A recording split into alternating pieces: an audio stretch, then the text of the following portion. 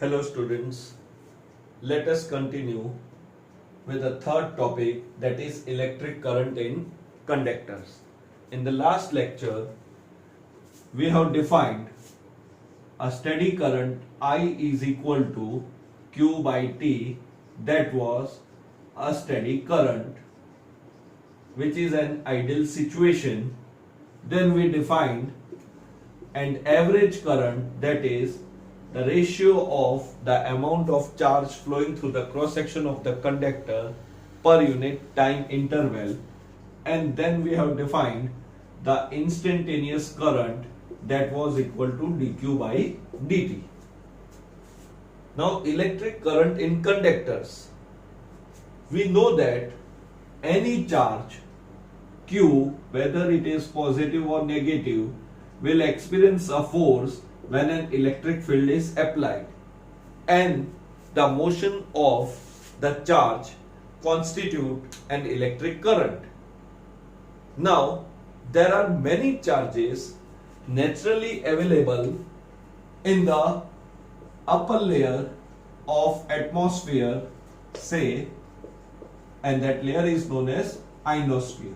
So ionosphere consists of many free charges, or we will discuss how the current can also be produced in the ionosphere, or the motion of charge there also result into a current. So we have many free charges available there in the upper layer of the atmosphere called ionosphere. Similarly, when we talk about atoms and molecules, the electrons are revolving around this positively charged nucleus, and these electrons are bound with a proton. So in a bulk matter, suppose if you consider a bulk matter, say 1 mole of water, then we have 10 raised to 23 molecules. Now this 10 raised to 23 molecules are closely packed, so it is very difficult to find out the free electrons. So for a current we need a motion of the charges, but in molecules this 1 mole of water contains 10 raised to 23 molecules, so they are closely packed. On the other hand, we have free electrons in conductors, especially metal. Now this free electron can be easily brought into motion when we establish an electric field. So there are charge carriers. We have a charge carriers. For example, when I talk about a conductor, the charge carriers are free electrons. When I talk about the conductor, the charge carriers are free electrons. If I talk about a liquid, say electrolyte, so in a liquid we will see it is the motion of the positive ions and negative ions. So in a liquid, the electric current is due to motion of positive ions and negative ions. Similarly in gas also, the motion is due to the electric current is due to motion of the ions. In this chapter we will concentrate on a conductor or metal where the charge carriers are the free electron. So we have to first establish the electric field, so the force acts on that charge and it comes into motion to produce an electric current. So let us see how the electric current is produced in a conductors. So we are discussing the electric current in conductor, but you have to keep in mind that current is produced current is produced due to motion of charges, and one way to bring the charges into motion is to establish electric field or potential difference. This is one way to bring a charge into motion, by establishing electric field or a potential difference. Then, depending upon the type of substance, we have different charge carriers. We are concentrating only on the conductors, and the conductor consists of free electron. As we talked earlier also, ionosphere also consists of the free charges. Then if I talk about the liquid, say HCl, and when the electric field is established, its H plus and Cl minus will move in the opposite direction if they are placed in an electric field. So in electrolyte, the current is due to motion of positive and negative charge, but we are concentrating on the conductors. Now, first situation or case 1, assume that electric field is 0, means no field is applied. Now let us see the situation of a conductor. Now this conductor consists of free electrons which are in random motion.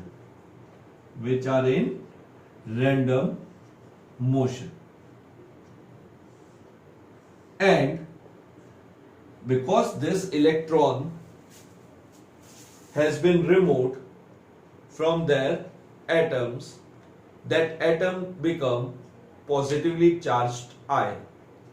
So they were the valence electron, but due to thermal energy available, that is 3/2 kBT, this valence electron now becomes a free electron, leaving behind positively charged ions. This positively charged ions are fixed in their proper geometrical place, which is known as their lattice position. So ions are fixed at their geometrical place or a geometrical points, that is a lattice position, and this ion oscillate about its mean position again due to thermal energy available to them. So in the absence of electric field, suppose there is no electric field and I have this conducting material, a conductor or say a copper rod. Now it consists of free electrons which are in the random motion and the positive ions which are oscillating about its mean position. Now on an average, it has been found that if any electrons, these are the electrons, so current is produced due to the motion of charge. Now we come to this situation that electrons are responsible for, or you say motion of electron are responsible for electric current in conductor. So we know that the motion of the electron will be responsible, but now there is no electric field established. So it has been found that on an average, if any electron move to this side,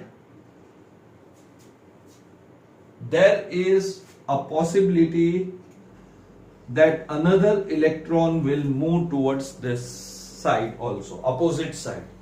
They are in random motion. Now in the introductory part we said that Q is a net amount of charge.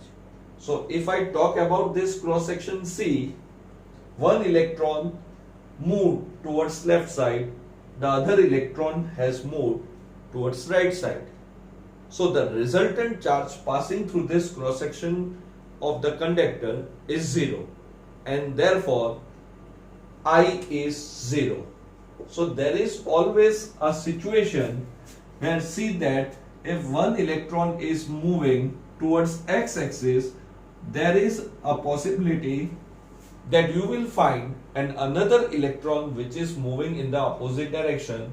If one of the electron is moving in the positive y-axis, the other electron may also be passing through a negative y-axis. So they are in the random motion. On an average, it has been found that on an average, the number of electrons flowing through the cross section of the conductor towards positive side or in the forward direction, same number of charges flow towards the backward or the opposite direction in the same time interval. So net amount of charge passing through the cross section of the conductor comes out to be 0. So you have to remember that when no electric field is established, the electric current flowing through the cross section of the conductor comes out to be 0, because the number of charge flowing through the cross section of conductor in one direction is equal to the same number of charges flowing in the opposite direction, and therefore while defining this definition, we say that Q is a net amount of charges because these electrons are in a random motion. Now let us consider a situation where we can establish an electric field. We need to establish an electric field so that we can stop this random motion of an electron. Now one of the situation, case 2, let us assume another situation where we consider, now this is an assumption, let us consider the curved surface of a cylinder, and now we take two solid discs. These are the two solid discs. One disc is positively charged and the other disc is negatively charged. So this is we are imagine this situation. So we imagine that we have a two solid discs. One is positively charged and other is negatively charged, and these two solid discs are connected across the curved surface of a cylinder. So what happens if this is positively charged, this is negatively charged? Clearly the electric field is established from one end to the another end, and now this all electrons which are moving or which were in random motion are bound to move towards a positive plate or a positive disk. So what happened when these electrons, now if I consider the same cross section, there will not be a situation where any electron is moving towards this end. All the electrons will move towards, say, cross section ACB. So earlier what was happening, that few electrons were crossing the cross section C towards A. The same amount of electron were crossing the cross section C towards B. So resultant can come out to be 0. Now in the case 2, we are thinking of a situation where we have a solid disk and we have attached to this two end of the cylinder or the curved surface of a cylinder. Now all the electrons will move opposite to the direction of the field. So these electrons are moving in the opposite direction of the field. So you have to remember that electron always flow from low potential to high potential. And now there is a net amount of charge. Say if there are 3 electrons, so we say the 3 electron has passed through the cross section C in unit time. So it constitute an electric current. I is equal to, now it should be clear that they will not move all together. So we will discuss why they are not moving all together, means why the current is not steady. If it is steady, simply I is equal to Q by T. But there are obstacles because there are ions, and these ions are oscillating about its main position. So some electron will collide, another electron may move from this, or it does not collide with the ion. So inside situation we will discuss later on. For the time being, now all the electrons are passing through the cross section of the conductor. If they are moving all together throughout the journey, then it is steady current. Otherwise we take a average, and if time interval is very small, we take a instantaneous current. This electron, when they reach to this positive plate or a positive disk or a positive cross section, they nullify its effect. As a result, the current will stop flowing, or the current in the conductor becomes zero after some time. This is a transient current because all the electrons will move and then nullify this effect. And the direction of the current is opposite to the motion of the electrons. So we have the direction of current from high potential to low, but because this electron are moving towards the disk A, they nullify its effect and the current will become zero after some time. So we have to think about a situation. Where one cross section is, or one end of the conductor remains positively charged forever, or for whatever time we need a current, and the other end remains negatively charged, and then there will be a continuous flow of electron from low potential to high potential. So we have to think a situation where we can establish a continuous or a uniform electric field. In this situation, what will happen? After some time, the current will stop flowing because there is no source which will keep this disk or this cross section positive and this cross section negative. Their effects are nullified. If I say the electrons are moving in this direction, the positive charges are moving in the opposite direction. Though in conductor it is simply a motion of electron, but in the case of electrolyte it is the motion of positive and negative ions. So we are talking with conductors throughout the chapter, it should be clear.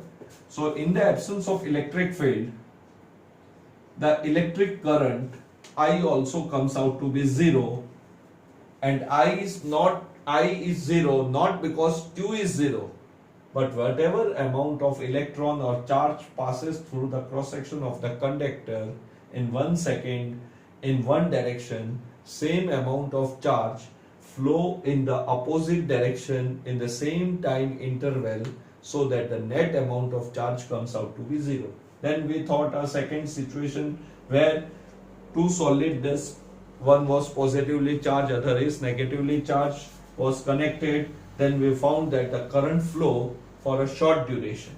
Now we have to think of a situation where one end of the conductor is positively charged, or it remain at high potential, and the other end remain at low potential, and therefore we need a device such as cell or a battery which is connected across a conductor. Now as soon as this battery is connected, the electric field is established from positive terminal to the negative terminal. Now this end will always remain positive as far as this cell has energy or electrolytic solution that we will see, and this end will remain negatively charged, and now all the electrons will move from cross section B to cross section A, and this is now the motion of the electrons, and the direction of the current is from positive terminal to the negative terminal. So this capital I is called as conventional current. Capital I is called as conventional current, and its direction is from positive terminal, or you say high potential to low potential. So from positive terminal to negative terminal of cell or battery. So conventional current is in the direction of the electric field. Now electron was discovered, or it is assumed that electron is a recent discovery. So earlier it was believed by Benjamin Franklin that the electric current is due to the motion of the positive charge. So in the introductory part, we have assumed the motion of charges instead of electrons or positive charge. So earlier it was believed that the current is due to the motion of the positive charge, and therefore the direction of current was taken from positive terminal to the negative terminal, and by convention, so it is named as conventional current, that by convention we assume that the current is flowing from positive terminal to the negative terminal. But in reality, for a conductor or for a metal, it is the motion of the electron which is opposite to the direction of the field. So electron, this is a conventional current. So if I talk about the motion of electron, this is the direction of the motion of electron, and it is opposite to the direction of electric field. So such current is known as electronic current. So conventional current is opposite to the electronic current. Electronic current means the current due to the motion of electron, which is a fact, which is a reality now, because positive charge or positive ions will not move in the case of the conductor. They are heavier as compared to electrons. As well, they are fixed at their lattice or geometrical position, and so they will not move. But because it was believed that the motion of the proton or positive charge is responsible for current, and to continue that respect given to Benjamin Franklin, we assume the conventional current is from positive terminal to the negative terminal. So conventional current is opposite to the electric current. Now you have to also remember the law of conservation of charge. So when the charges are flowing, now I will say when the electrons are flowing from one end to another. So if I say this is the direction of the motion of electron, the electric field is opposite to this. Or I can say this end is high potential, this end is at low potential. Now you have to remember that whenever we connect a cell or a battery, this is connected with the help of a conducting wire. Now charge can neither be created nor destroyed. That is law of conservation of electric charge. Now in this chapter, we will say when the electric current I is flowing through the conductor, or you say this is the direction of the motion of electron opposite to the direction of the current, then charge is neither created nor destroyed. Neither they will accumulate nor they will stop anywhere in the circuit or inside the conductor. Charge ना create होते हैं ना destroy होते हैं, that we no.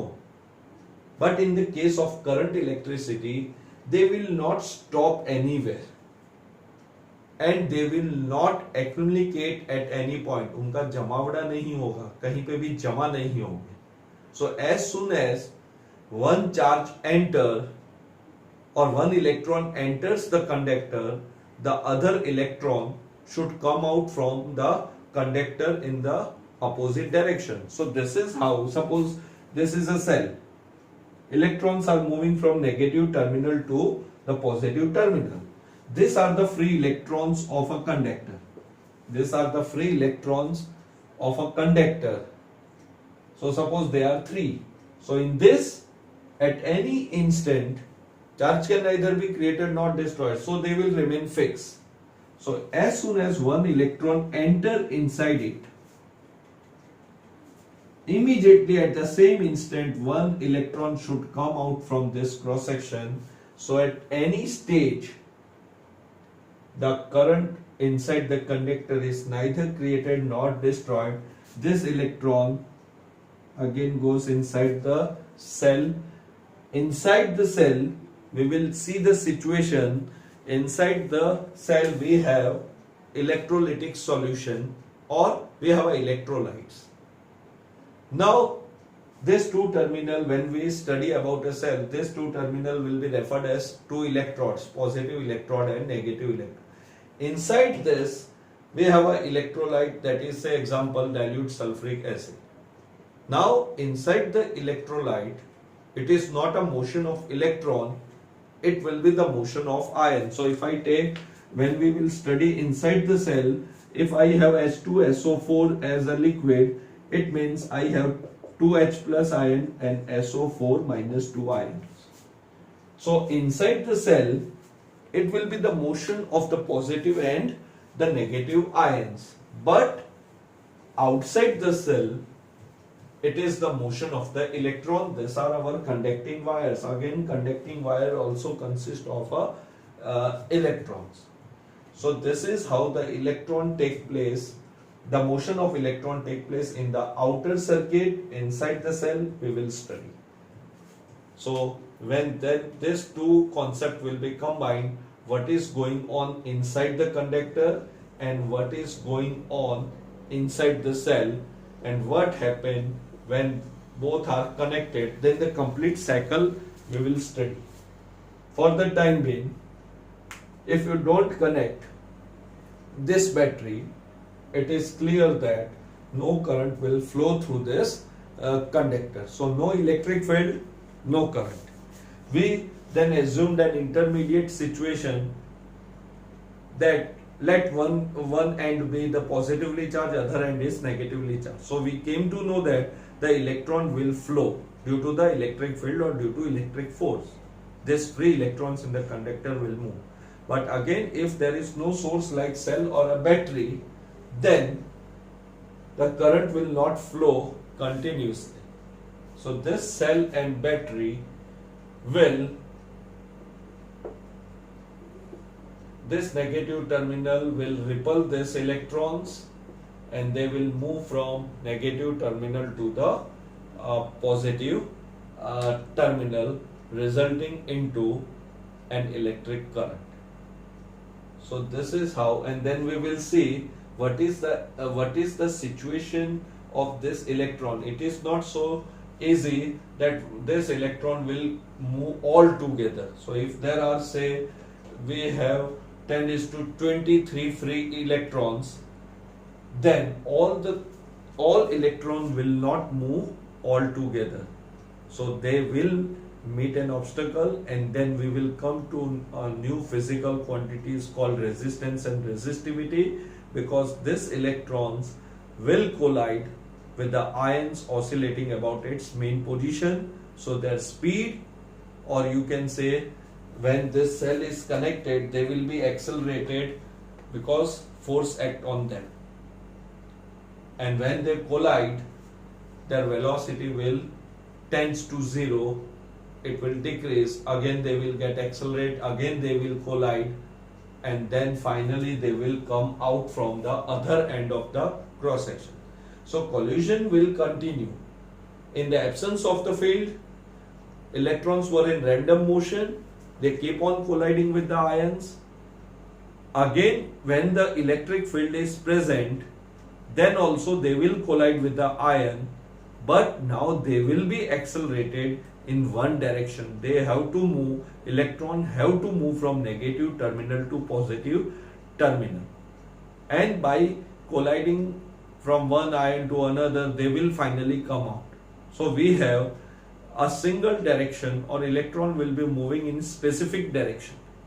While when we don't have an electric field, the electrons are in random motion. Few electrons are moving in one direction, few electrons are moving in the opposite direction. So this is how the situation is there inside the conductor, in the presence of the field, in the absence of the field. So we wind up our lecture at this point. Have a good day.